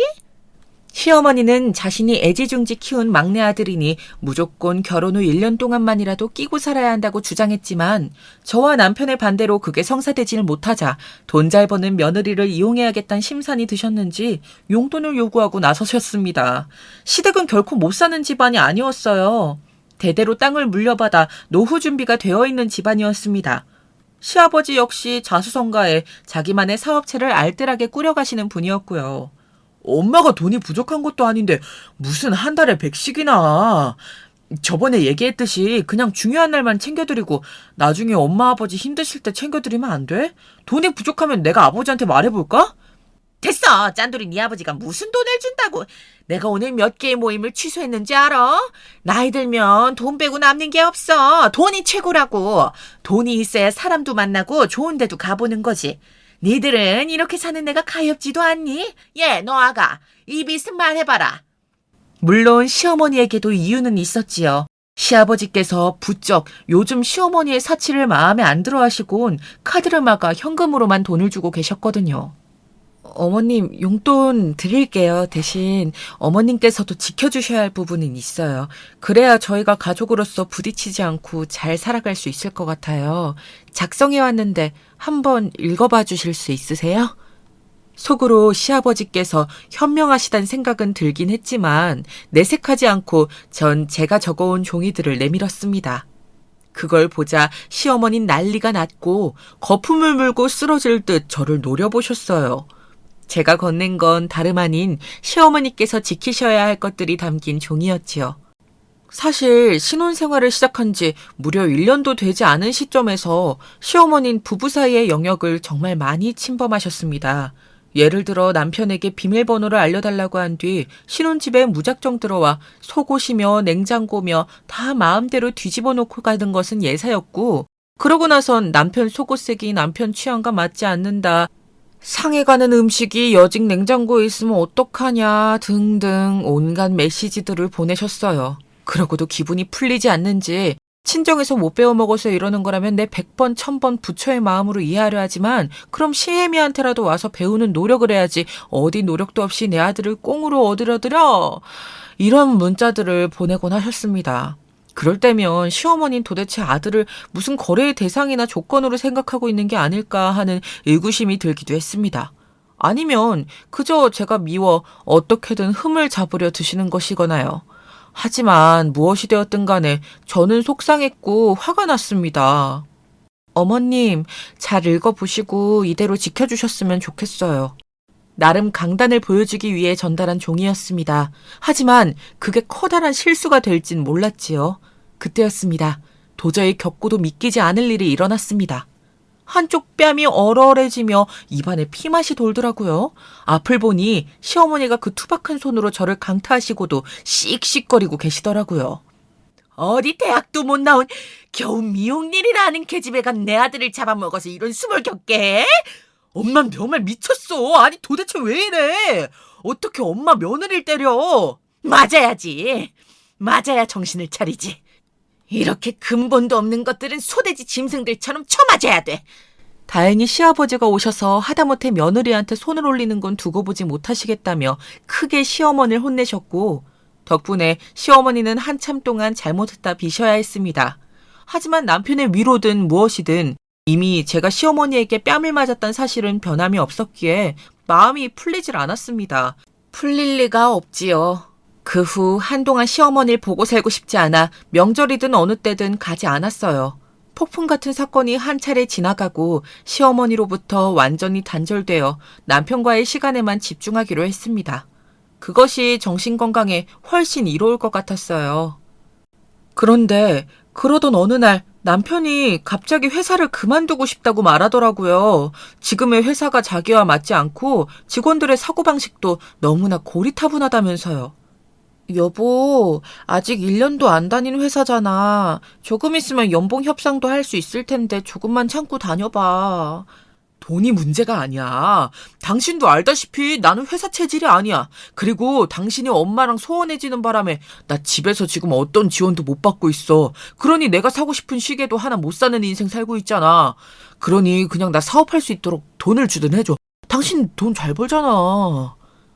얼마 전부터 사고 싶은 시계가 있는데 못 사고 있다며 노래를 불러대던 남편이 갑자기 퇴직을 하고 사업을 하고 싶다는데 얼마나 황당한가요? 그것도 사업의 사자도 모르는 사람이 말입니다.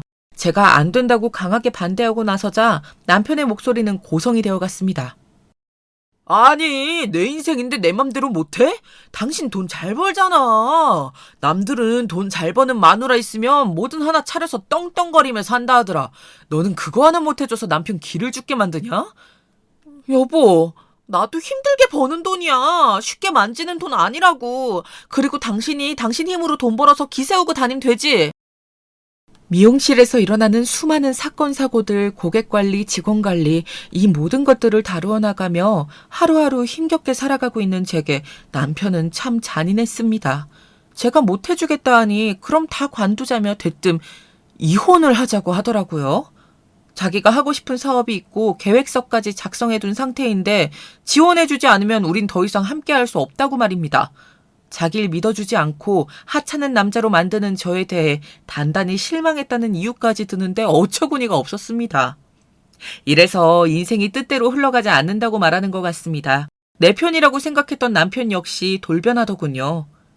사업 자금을 지원해주지 않는다는 이유만으로 이혼을 꺼내드는 철없는 남편으로요. 그렇게 남편에 대한 실망이 커져갈 무렵 당시 저는 친정엄마와 조금 사이가 가까워지고 있었어요.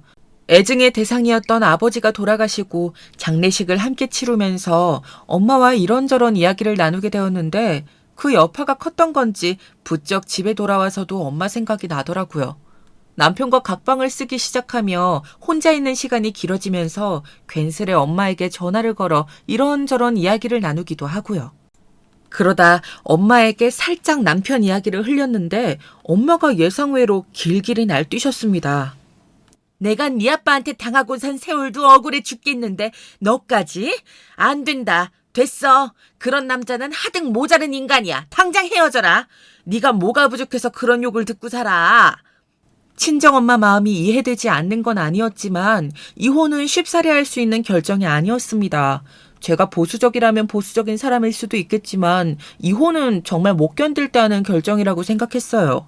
게다가 제 몸에 변화가 생기었기 때문에 더더욱 그럴 수가 없었습니다. 그날은 미용실에서 힘든 하루를 마치고 자주 가던 집에 족발을 먹고 있던 어느 날이었어요. 그런데 족발 냄새에 갑자기 헛구역질이 올라오더라고요. 설마 하여 정확한 결과를 알아보기 위해 병원에 가보았더니 임신이네요. 축하드립니다. 이제 2달 차이니 조심하셔야 하는 거 아시죠? 하는 의사선생님의 청천벽력 같은 말이 들려왔습니다. 왜 하필 지금일까? 잠시 후회했지만 뱃속에 찾아온 소중한 생명을 욕보이는 일이기에 그 마음도 깨끗하게 접어버렸습니다. 결과를 받자마자 기대 반, 체념 반의 마음으로 남편에게 알렸더니 남편의 반응은 상상 초월이었어요. 아이가 생겼다고? 그럼 자기야, 우리 아이를 위해서라도 내가 성공해서 집안을 일으켜야지. 안 그래? 남편은 더욱 사업자금 이야기를 거들먹거리며 눈을 반짝 비내었습니다. 그 사람과의 사이에서 가진 아이였지만 더 꼴보기가 싫어 남편을 멀리하게 되더라고요. 남편은 죽도록 미웠지만 그래도 그 시절 엄마가 참 힘이 되어 주었어요. 아이를 임신하니 엄마 음식이 먹고 싶기도 하고 어쩔 수 없는 불가항력의 힘처럼 엄마 생각이 났는데 엄마는 귀신같이 그런 제 마음을 눈치채시곤 음식을 만들어 바리바리 싸들고 서울까지 올라오셨어요. 게다가 소중한 딸을 출산하고 난 후엔 산후조리까지 도와주셨어요. 엄마, 농사일도 힘들 텐데 힘들게 뭐하러 왔어? 너 아이 가지면 엄마가 이 정도는 해주려 했어. 걱정하지 마. 덕분에 친정엄마의 도움으로 산후조리까지 편하게 받을 수 있었는데 이때 이야기가 흘러 오랜만에 성희 이야기도 나왔어요. 엄마, 성희는 잘 지내? 아직 고향에 있나? 그러고 보니 나 성희랑 연락 못한 지가 꽤 되었네. 성희가 나 힘들 때 참 많이 도와줬었는데 여기 서울 정착하고서도 얼마간은 연락도 했었거든. 글쎄, 너 떠나고 나서 성희도 얼마 안 되어서 다른 지역으로 갔어. 거기서 남자를 만났다고 들었는데 시집 가서 애 낳고 살고 있다는 얘기를 들은 것 같기도 하고. 정말? 성희가? 성희가 하나의 엄마가 되어 가정을 이루어 잘 살고 있단 말을 들으니 어쩐지 기분이 묘했습니다. 어린아이였을 때 만나 시시콜콜한 이야기들을 하며 웃고 떠들기 바빴던 우리였는데 벌써 시간이 그렇게나 되었다니 신기하기도 하고 엄마를 다시 만나 화해했던 것처럼 성희도 문득 그리워졌어요. 문득 언젠가 한 번은 꼭 다시 만나고 싶은데 하는 마음이 생겨났지요. 하지만 뒤이어온 풍파에 이어 저는 고향을 추억할 마음의 여유도 겨를도 없어졌습니다. 아이를 낳고 바쁘게 육아하는 저와 집에 들어앉아 컴퓨터로 도박이나 즐기고 있던 남편을 한심하게 보던 친정엄마가 남편을 불러 따끔하게 큰 소리를 내면서부터였어요. 이보게, 내 아무리 이해하려 했건만 이건 해도 너무하지 않나? 우리 딸 독박 육아 시키는 것도 모자라 집에 돈 한 푼 벌어오지 않는 게 어떻게 남자다운 행동이라 할 수 있어. 키울 땐 사는 게 힘들어 내 딸을 보듬고 키우지 못했다 하더라도 내 배로 낳은 딸이야. 근데 어찌 이럴 수 있어? 이렇게 정신 못 차릴 거면 차라리 이혼하게. 장모님, 참 속없는 말 잘도 하시네요. 제가 뭐 언제 독방 육아를 시켰다고 하세요? 저 나름대로 돈 벌고 있어요. 게임머니라고 해서 게임으로 돈 벌고 있는 중이라고요. 아, 그리고 좀 이따 이렇게 제 집 드나들듯이 오시는 거 너무 불편합니다. 이제 와서 무슨 제 마누라한테 엄마 행세라도 하고 싶은 거예요? 뭐야? 저는 그렇다 치고 하루 종일 독방 육아하는 게 안쓰러워 걱정스러워 서울까지 올라온 저희 엄마에게 큰 소리까지 치는 사위라니. 아무리 한때 사랑하던 남편이었지만 그 사람은 이제 너무 멀리 가고 없어졌다는 것을 확연히 깨달았습니다.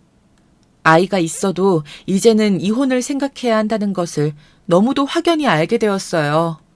아이를 데리고 모든 것을 정리해 다시 혼자가 되기까진 오랜 시간이 걸리지 않았습니다. 다만 여보, 잠깐만. 이렇게 빨리 결정하는 게 어딨어. 다시 생각을 좀 해줘. 그래, 내가 지난 시절 당신한테 잘못한 게 참 많아. 나 많이 반성하고 있다? 그거 모르지? 나 매일 당신 생각하면서 편지 쓰는 거, 옛날에 우리가 서로 사랑했던 시절 찍었던 사진 보고 그러는 거. 아이는 넘겨줘도 제가 가진 돈은 아까운지 남편은 무릎을 꿇고 친정엄마와 제 앞에서 엉엉 울며 잘못을 빌었습니다. 그런다고 흔들릴 마음이었다면 애초에 이혼을 선택하지도 않았거늘 전 남편은 한결같이 어리석은 사람이었습니다. 그 후 저는 고향에서 엄마와 함께 시간을 보내었어요. 육아를 하는 동안 믿을 만한 사람에게 맡기던 미용일마저 완전히 접고 내려온 것이었기에 조금 허전함도 있었지만 당분간은 커가는 딸아이와 엄마에게만 집중하고 싶었으므로 조금은 여유로운 마음을 가지고 고향에 적응해 나가고 있었지요. 엄마, 이 개울가 물 엄청 시원해. 그러게 시원하네. 할머니도 오라 하자. 좀 이따 여기 근처에서 할머니랑 수박 먹을까? 좋아. 딸아이는 하루가 다르게 커갔는데 제가 자란 고향에서 엄마와 저의 보호 아래 행복한 기억을 안고 자란다는 것이 어쩔 땐 참 신기했어요. 엄마 역시 손녀를 끔찍이도 아껴주셨지요. 딸아이가 뭔가를 잘못 먹은 건지 갑자기 밤에 열이 나 숨을 잘 못 쉬고 있을 때 딸아이를 들쳐업고 병원까지 달려간 것도 엄마였어요. 그러면서도 너한테 해준 게 없으니 이거라도 해줘야지 라고 중얼거리는 엄마의 말을 들으면 그렇게 가슴이 저려왔습니다. 그런데 그런 엄마를 한순간에 앗아간 건 바로 달려든 음주 차량이었습니다. 제 입으로 내뱉기도 끔찍하지만 전 남편이 음주하던 음주 차량이었어요. 전 남편은 술을 마시고 가끔 저를 찾아와 다시 돌아오란 말을 하곤 했는데 그날 역시 만취 상태로 차를 몰고 고향 집까지 쳐들어와 저랑 한참 실갱이를 하다 딸아이와 함께 있던 엄마를 그대로 박아버린 겁니다. 저는 이 두 눈으로 그 끔찍한 광경을 다 목격하고 말았습니다. 엄마가 제 딸을 보호하기 위해 서둘러 옆으로 밀쳐버리고 자신이 대신 그 갸냘픈 몸을 던진 것을 말입니다. 아직도 그때의 기억을 생각하면 손이 떨려옵니다. 법이 내린 처벌이랍시고 남편이 몇 년의 징역살이를 하게 된 건 역시 전혀 위로가 되지 않았어요. 오히려 시어머니는 악독스럽게도 니년이 결국은 내 아들을 감방에 보내는구나. 니년이 기어이 내 아들을 진짜 잡아먹었어 하며 저희 엄마 장례식장까지 와서 고성을 질러대시는데 저는 그 순간에도 엄마가 돌아가셨다는 현실이 믿기지 않았어요. 그렇게 허무하게 엄마를 보내고 딸아이를 끌어안고 하염없이 눈물을 흘리는데 하늘이 원망스러웠습니다. 내게 이 세상 단 하나뿐인 친정을 빼앗아간 전 시댁이 죽고 싶도록 미웠지요. 엄마, 우리 이제 할머니 못 봐? 할머니는 먼저 하늘로 가셨어. 우리 지켜보실 거야. 할머니 보고 싶어. 나 할머니가 해주는 김치찌개도 먹고 싶고. 저 역시 우울증이 찾아왔지만 죽음에 대해 이해하지 못하면서도 슬퍼하는 딸을 보면 엄마를 잃은 상실감을 극복해야겠다는 의무감이 들었어요. 힘겹게 마음을 갈무리하고 다시 서울로 향했습니다. 미용 일을 하기 위해서였어요. 하지만 미용실을 차리고도 엄마를 너무도 허무하게 잃은 상실감은 쉽게 치유되지 않았고 그로 힘들어하던 무렵 고마운 존재가 나타났어요. 엄마의 장례식에 온 성이었어요. 엄마의 지인을 통해 연락이 닿은 성희가 고맙게도 엄마 장례식에 와주었는데 그 이후로도 종종 연락을 취하며 힘이 되는 말을 해주었어요. 윤정아, 나도 친정엄마 잃고 몇 날 며칠을 괴로워서 잠도 못 자고 힘들었어. 한 1년간은 그 허함이 사라지질 않더라. 이별이 원래 그래. 너무 일찍 극복하려 하지 마. 성희는 지난 어린 시절처럼 그저 묵묵하고 따스한 말로 저를 다독여 주었습니다. 그렇게 성희와의 짧은 만남 속에서 살아나갈 수 있는 용기를 갖게 되었어요. 하지만 세상 일이 다 내 뜻대로 이루어지는 것이 아니듯 미용일이 쉽사리 풀리지 않기 시작했어요. 잠시 고향에 내려가긴 했지만 크게 미용실을 차렸던 경험이 있던지라 이번에도 모아놓은 돈을 다 끌어 대로변에 큰 미용실을 차렸는데 우후죽순으로 주변에 다른 샵들이 생겨나가면서 손님들이 떨어지기 시작했어요. 엄마를 잃은 상실감으로 이미 정신과 약을 먹고 있을 정도로 힘들었다 성희를 만나 약을 끊었는데 사업이 안 되기 시작하니 극심한 우울증이 도사렸어요. 전 남편과 시어머니로부터 당했던 모욕부터 어린 시절 아빠에 대한 원망까지 부정적인 기억들만이 머릿속을 채웠습니다. 그래서일까요? 언젠가부턴 손님 머리를 자르려 하면 손이 미친 듯이 떨리더라고요. 그래도 어떻게든 가게를 살려보고자 노력했건만 결국 마지막엔 사채까지 끌어당겨 쓴 미용실이 망하고 저와 딸아이는 길거리로 내몰렸습니다. 사채업자들은 어디든 저를 쫓아왔고 저는 딸을 데리고 도망 다녀야 했어요. 빚을 갚기 위해 아이를 데리고 어떻게든 돈을 벌어야겠다 싶어 식당이라도 들어갔지만 사장님 부부는 딸아이를 반기지 않았고 딸아이는 계속 눈치를 보고 말았어요. 아유, 저기 애엄마. 내가 사정이 딱해서 봐주는 건데 애가 저리 울어대니 우리 영업에 방해가 돼. 죄송합니다, 사장님. 정말 죄송합니다. 영희야, 울지 마, 어? 미안해, 엄마. 내가 울어서. 근데 나 여기 있기 싫어. 어쩔 수 없이 전 아이와 함께 공중 화장실에서 잠을 자고 그곳에서 씻고 공원으로 가 잠깐 또 눈을 붙이고 떠돌이 생활을 반복하다 보니 저도 물론 아이도 정신적으로 점점 지쳐갔습니다.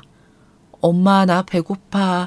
아이는 자꾸 배가 고프다고 울어대고 전 그런 아이에게 줄 수 있는 게 없어 길거리에 쓰레기통을 뒤져야 하나 고민하게 되고 이런 제 처지가 너무 비참해 죽고만 싶었습니다. 결국 전 아주 나약한 선택을 하고야 말았습니다. 고아원이요. 그때 전 그 고아원 앞에서 아이에게 말했어요.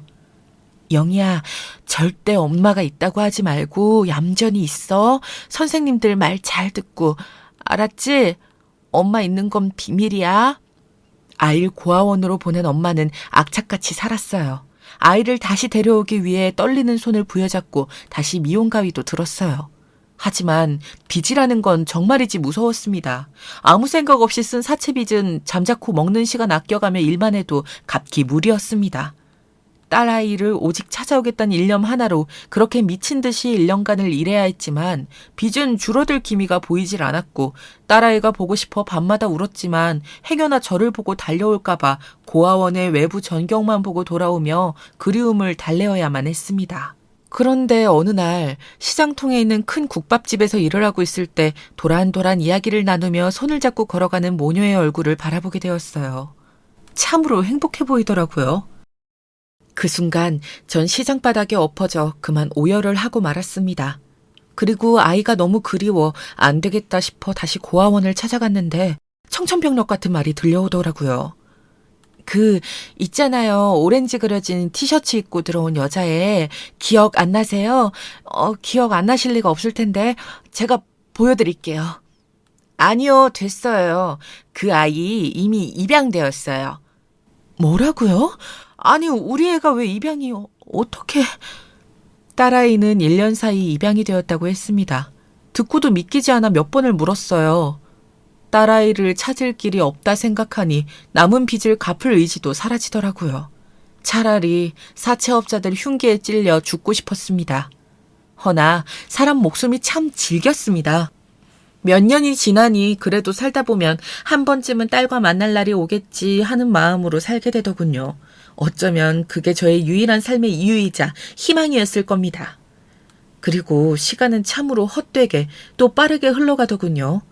10년간 저는 이것저것 무슨 일이든 하며 살아가려 했습니다. 언젠가 딸아이 앞에 서면 떳떳한 엄마의 모습이고 싶었어요. 물론 그 사이 흥신소를 통해서라도 딸아이를 찾아보려 했지만 아이에 대한 정보는 찾을 수 없었습니다.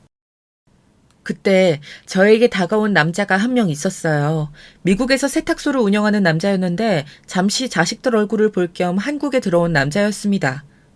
저보다 4살 정도 위였는데 부인과 사별하고 홀로 된 지 오래되었다 했습니다. 다 늙은 나이라 생각했건만 저 역시 딸아이밖에 없다고 생각했건만 그 사이 저도 모르게 깊은 외로움이 자리하고 있었나 봅니다. 친구 하나 없이 10년을 홀로 일만 하며 지내왔으니 그럴만도 했어요. 괜스레 그 남자와 있으면서 위로 아닌 위로를 받게 되더라고요. 같이 미국으로 갑시다. 나는 내 딸이 있어요. 언젠가 한 번은 보게 될 거예요, 내 딸을. 여기서 기다릴 거예요. 아이는 잘 살고 있을 거예요. 2년이라면 만나지겠죠. 날 따라와요, 예? 남자의 제안은 단호했지만 전 단칼에 거절하고 한국에 머물렀습니다. 길거리에서라도 우연이라도 딸아이를 볼 수 있다면 그 끈을 놓지 않기 위해 그랬습니다. 그렇게 또다시 20년이란 시간이 흘러 저도 이제 60의 나이에 접어든 여자가 되었습니다. 그간의 고생이 흰머리가 되었는지 흰머리가 수북했고 이젠 눈도 침침해 돋보기를 써야 글씨가 잘 보이곤 했지요. 그러던 얼마 전 이 사연을 쓰게 된 엄청난 일이 벌어지고 말았습니다. 무려 30년 만에 성인을 만난 것이었어요. 그것도 아주 우연히 말입니다. 동창회 같은 곳은 나갈 생각이 없었기에 애초에 고향 친구며 찾을 생각이 없었는데 그 인연이 너무도 신기했어요. 몇 년 동안 모아둔 적금을 깨 차린 분식집에서 떡볶이를 휘젓고 있는데 누군가 윤정이 아니니 하며 다가오더라고요. 저와는 다르게 맵시가 좋고 고급스러운 분위기를 가진 여자였는데 어딘가 얼굴은 낯이 익었어요. 세상에 이렇게 만나다니. 하마터면 못 알아볼 뻔했네. 나 성이야. 너 성이라고? 그 여자는 성이었습니다. 자그마치 30년이란 세월을 거슬러 오랜만에 만난 우리 두 사람은 마치 오래된 친구처럼 떠들기 시작했어요.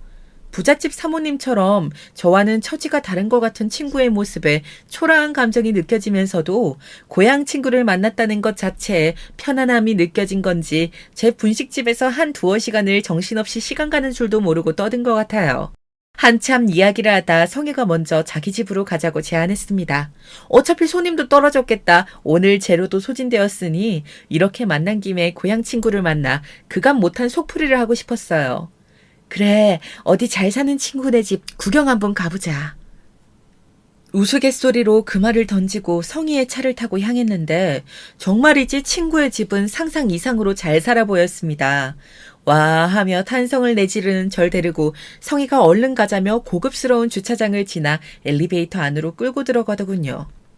집 안은 밖에서 보는 것보다 훨씬 더 멋들어졌어요. 잡지에서 나올 법한 고급 가구들, 장신구들, 그림 액자들이 눈에 띄더라고요. 어쩐지 하나하나 성희의 손을 탄 것만 같았습니다. 그런데 그때 제 시선이 어느 한 곳에 우뚝 멈춰버렸습니다. 마치 거세게 머리를 맞은 듯한 충격이 전해져 왔어요. 그것은 젊은 남녀의 결혼 사진이었습니다. 보자마자 저는 말을 잇지 못하고 어물거리는 발음으로 친구를 돌아봤습니다. 성희야, 어떻게 여기 내 딸이 있는 거니? 윤정아, 사실 오늘 내가 널 찾아간 건 이유가 있어서야. 여기 앉아봐.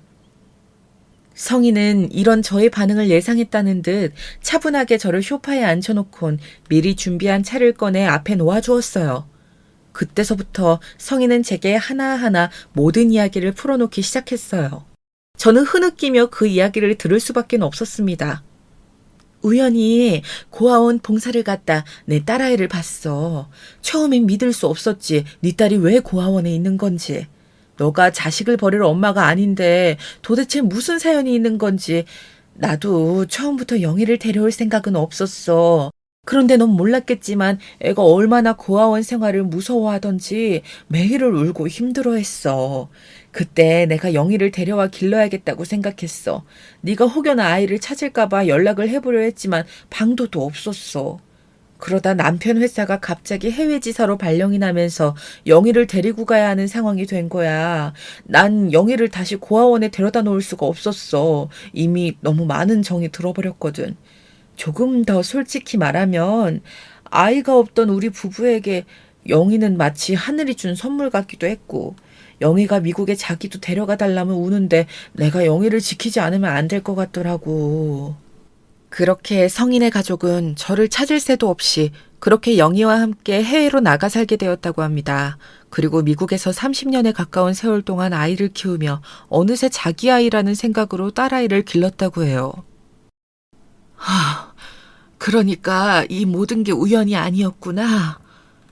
윤정아, 난 영희 엄마였어. 그 누가 인정해주지 않는다 하더라도 내 배 아파 낳은 딸은 아니지만 그 오랜 세월 길렀으니 기른 정도 낳은 건 못지 않을까 싶다. 그런데 이젠 영희가 원하니 널 찾아야겠다 싶었어. 이제야 이 만남이 이해가 되며 하나하나 비현실 같은 이 현실을 받아들이던 중 저는 문득 순간 그래도 한 번쯤은 친모인 저를 왜 찾아주지 않았냐고, 자식을 버릴 어미가 아니란 걸 알았으면 왜 그러지 않았냐고 묻고 싶었지만 들려온 대답에 가슴이 무너졌어요. 영희가 원하질 않았어. 영희가 제 존재를 잊지 않았기 때문에 한국에 잠깐씩 올 때마다 저를 찾아주려 했지만 영희는 외국에서의 적응 기간이 길어지면서 구태여 친모를 찾고 싶지 않아 했다고 합니다. 친구 역시 아이에게 상처가 될까봐 저에 대한 이야기는 더 하지 않았다 하더군요. 그런데 얼마 전 결혼을 하고 난 후 갑작스레 친엄마를 찾고 싶다고, 보고 싶다고 말했다더군요. 날 보고 싶어 했다고? 영희가? 지금 사실 방에 있어. 기다리고 있었어, 너를. 그때였습니다. 조심스런 발걸음 소리가 들리더니 결혼사진 속 너무도 환히 웃고 있던 딸아이가 30년 만에 나타나 내 앞에 떡하니 서더군요. 엄마. 그 한마디로 모든 것이 완성된 느낌이었습니다. 인생의 기나긴 공백이 그 한마디 단어로 채워진 기분이었어요. 여러분들은 이 감정을 아실까요? 저는 영희를 안고 지나간 설움을 토해내듯 엉엉 울었습니다. 영희는 결혼을 하면서 자신이 저에 대해 가지고 있던 미움이나 원망 같은 감정들을 다시금 생각해 보게 되었다 해요. 감정을 정리하는 데 도움을 주었던 건 영희의 남편이었죠. 고아원 출신이었던 영희의 남편이 영희가 저를 이해하고 용서하는 데 도움을 주었다고 합니다. 저에겐 무척 고마운 사위입니다. 요즘 저는 미국 이름인 제시카라는 이름을 가진 영희를 받아들이며 사는 중입니다. 윤정아, 다른 건 몰라도 나 우리 딸 정말 최선을 다해서 좋은 것만 보고 자랄 수 있도록 키웠어. 그리고 이제 내 딸이 널 보고 싶어 하는 만큼 너도 남은 생 동안은 마음껏 영희를 보고 살았으면 좋겠다. 제 그리움을 이해해주는 친구 덕의 말이에요. 친구와도 인연을 유지하며 드디어 딸과 함께 이 소중한 시간을 이어가고 있답니다. 아직은 서로 공유하지 못한 기억들과 추억들이 많기에 나눠야 할 이야기가 많지만 그렇기에 앞으로가 더 설레이고 기대가 됩니다. 이제야 살맛이 나는 하루가 시작되는 기분이에요. 요즘은 가끔 생각합니다. 만약 제가 오래전 만났던 그 남자를 따라 미국에 갔다면 혹여나 길거리에서라도 딸을 만날 수 있지 않았을까? 하지만 그것은 이미 지나간 일이고 저에게 닥친 현재엔 딸이 존재하고 있으니 그것이야말로 진짜 행운이 아닐까 싶어요. 지금까지 저의 긴 이야기 들어주셔서 감사합니다. 마지막으로 저와 딸의 인생에 기나긴 축복이 함께하길 빌어주세요.